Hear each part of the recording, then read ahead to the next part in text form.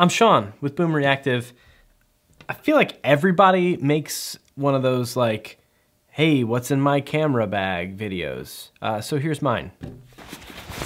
My camera bag itself is an f-stop Ajna, and I love this bag because it has a removable camera unit, like everything gets stored in. I can pull that out completely, so if I'm shooting someplace and I don't want to do everything through the hole, I can just take out the whole thing, and I've got another one that I can slide in. So depending on what I have, what kit I'm bringing to what shoot, bag can change to fit the needs.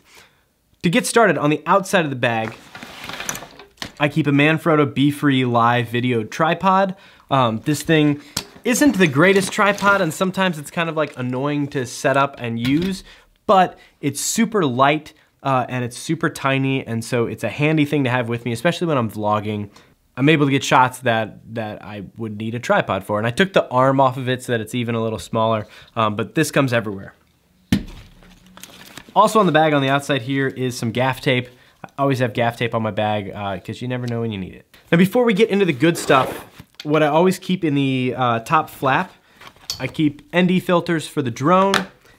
I just added this to the kit. This is a X-Rite Passport video checker, so I can check exposure, color balance, and focus when I'm doing interviews and stuff. When it's a setup shot somewhere, this really helps to make sure that the camera settings are dialed in perfectly.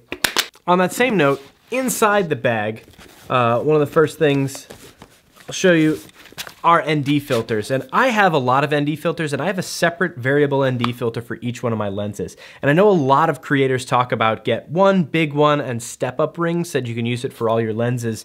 But I've found that a lot of times I'm shooting outside and with clients, we're doing things quickly, and if I have to switch lenses and then take off the ND filter, put the right step up rings on, and then attach that, I find it cumbersome and annoying, and so I got different ND filters, and I find that it saves me enough time to really justify its cost. And we'll get the other boring things out of the way. SD cards, and I keep these in a little case, and if I've shot on one, I turn it upside down so that I know not to shoot on it again until I bring it back here and back it up. I've got a little air poofer, which I always use when I switch lenses, because with a mirrorless camera, dust and hair can get on the sensor really quickly, and then you're having a bad time.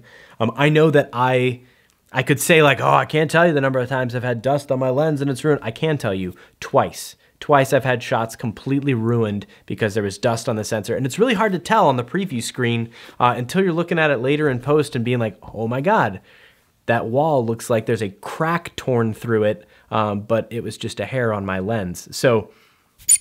And the last boring thing, I always keep a multi-tool, and I always leave my screwdriver attachment out so that I can tighten things, especially like tripod base plates, without having to sit there and fidget with it. So one last non-camera thing, I keep a Goal Zero Flip 20. This is just one of these like external batteries that you can charge your phone off of. I always keep it in my bag because if I fly the drone, I need to make sure my phone's charged. It's just peace of mind to know that I could charge my phone if I had to out in the wild. And also, this can plug directly into my Sony a7S II so that if I'm doing something where we're shooting interviews for a long time and I know that I don't want to have to replace the Sony batteries in here like 3 or 4 times, this will run the camera for 4 or 5 hours without a problem. So big fan of this little thing. Which brings us to the backbone of the video kit, my Sony a7S II. This camera is a monster, and I'll make another video about how much I love this camera, but suffice it to say that this has made so many things possible for me and my clients, and I love this camera. On the camera is my main lens. This is the Sony 24-70 f2.8, and I recently got this lens, and since putting it on, I've yet to take it off to put on another lens. And granted, I was on vacation, so I was just shooting for fun, but I brought other lenses. I just never used them because of this thing. Now that vacation's over, I'm gonna have to take it off. But it's a very, very versatile lens, and I love it. My second favorite lens is the Sony 90mm macro, and this is what I get all those crazy, juicy, crispy close-ups with. This lens is an absolute workhorse. The autofocus is really, really good for a macro lens, so I'm a big fan of that. My least used lens, but sometimes it's the most important lens, is my Sony 16-35. This is an f4 lens, which I wish I had sprung for the f2.8, so I had 2.8 through my whole range, but it does the job. This is my wide angle go-to for establishing shots, or when we shot in the hospital a couple weeks ago when we were walking through the hallways and I was leading Kennedy as she was saying her lines.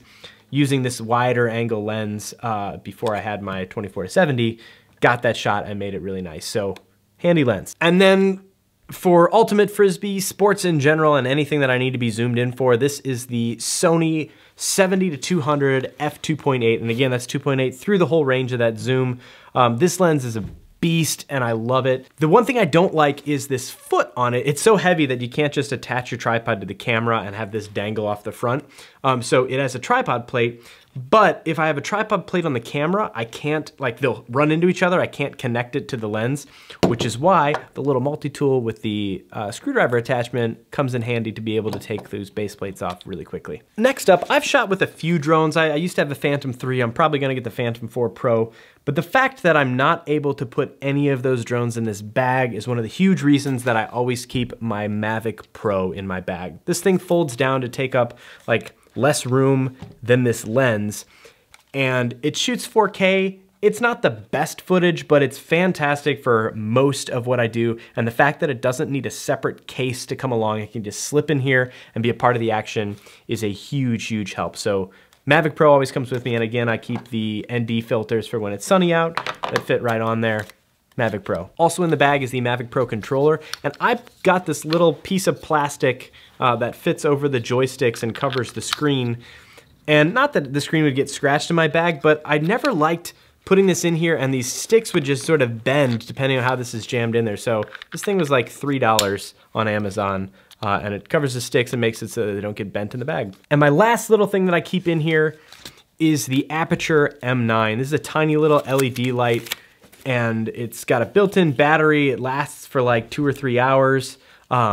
It's pretty powerful given its size, and this is on low mode. I think I can turn it up brighter than that. But the diffuser on the front pops off. It's just magnetized on there, and then you can really quickly put in these colored filters and then have a different color light bathing on you. It's like that shot that I did where I'm like looking into my camera bag and there's gold light coming out of my face. The fact that you can set this little light in a bag and you've got light coming out of it and you can color that light a little bit is really handy.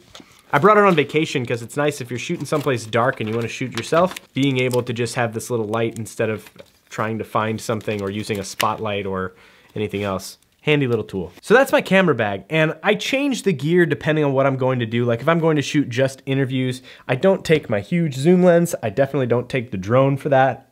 I add different monitors. I use like a small HD focus. I have an Atomos Ninja. I have other gear that comes with me. There's microphones. I always, when I go vlogging, take a Rode VideoMic Pro with me. And I've got other things. So depending on what I do, the kit changes, but this is like my go-to kit for if you want me to be able to film anything, throw a microphone in here and send me off, and I gotcha. That's it. Thanks for watching. I don't know if I'm gonna have affiliate links. I tried to get them through B&H, and it was kind of a pain. I always buy my gear through B&H instead of Amazon because B&H gives you crazy good rewards back, usually like $100 if you buy a lens. And so I use that to turn around and buy my ND filters. So I try not to buy off Amazon, not that I'm boycotting it, it's just smarter for me, and I can wait the extra day that it takes to get something expedited from B&H for free. So yeah, if I put links up and you're interested in any of the stuff, it'd be a huge help. Other than that, if this was at all helpful or fun or exciting or valuable in any way, you can hit the like button or subscribe.